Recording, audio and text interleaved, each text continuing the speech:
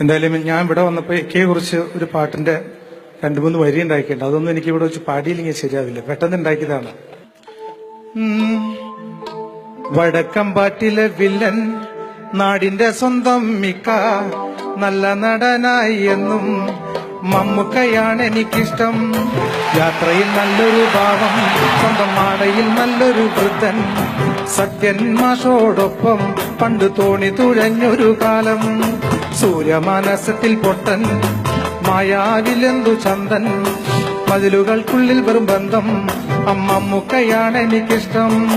രാജമാണിക്യത്തിൽ 1, പാഞ്ചിയട്ടം വരെ 1, ബാബുട്ടി നാമത്തിൽ 1, ആ ബാല്യകാല സഖി പൊന്ന്.